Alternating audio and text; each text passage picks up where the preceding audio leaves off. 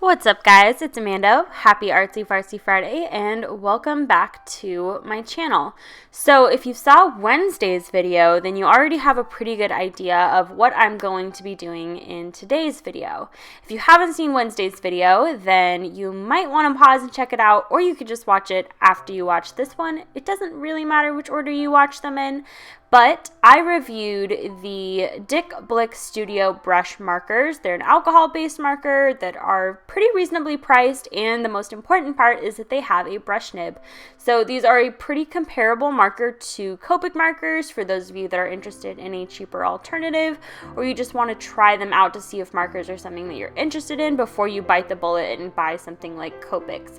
Ultimately, I will say I think Copic markers are the best way to go because they have refills, which just make them more sustainable and cheaper in the long run.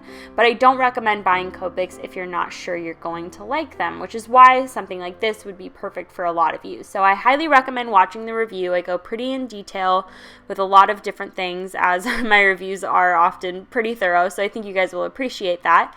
But one thing I did want to mention right off the bat is that I did use two Copic markers in this illustration. I used one to help color the skin, and then I also used the colorless blender. So just to kind of, fully disclose that to you guys. And one of my biggest drawbacks about the set was kind of the lack of skin tones. There are several colors in here that would work for some medium to deep skin tones, but I just feel like the undertones are a bit too saturated. So some of the colors that I was planning to use to blend out the skin just looked really yellow, like mustardy yellow. So that wasn't really what I was going for. So I did reach for one of my Copic markers to just kind of blend out the skin. And I was pleasantly surprised at how well the Blick markers worked with the Copic markers. I couldn't really tell a difference working with them while coloring. So I'm very, very happy about that. And so yeah, you can see I'm just getting into sort of coloring the skin tones here. I tend to kind of work with the darker colors first and then blend lighter, and this is also where I apply those blush tones so that everything will blend out really nicely at the end. The color you see me using here is that Copic marker. This is E13 Light Suntan.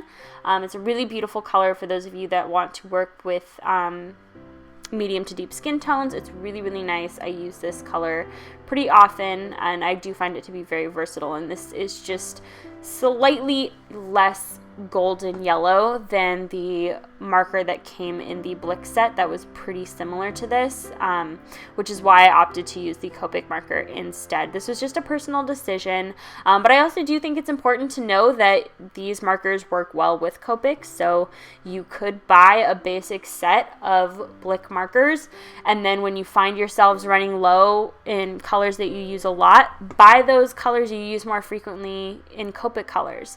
And this is also something that I realized I hadn't mentioned, but you could probably buy Copic refills for the Blick Studio markers. The ink might be a little bit different in formulation, though they do seem pretty similar to me. The biggest difficulty with that would be finding the absolute color match. So if that's something that's really, really super important to you, that might be an issue. But for the most part, I don't really see an issue with buying Copic refills for non-Copic markers.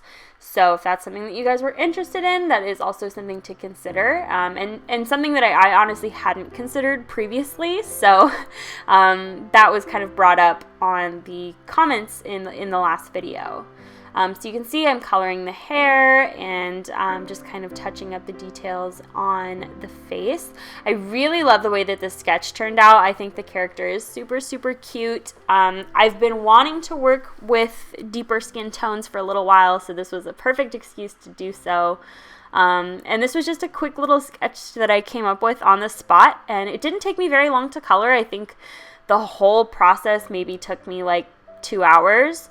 So that's pretty good, and that's, you know, sketching, inking, and then coloring as well. So I cut out the sketching process and showed you guys a little bit of the inking at the beginning, and then of course all of the coloring, because I feel like that's what you guys are always most interested in. I really wanted to do some pop of yellow. I love yellow, it's my favorite color, so I definitely wanted to incorporate yellow either in the character or in the background, and I decided to color her outfit yellow.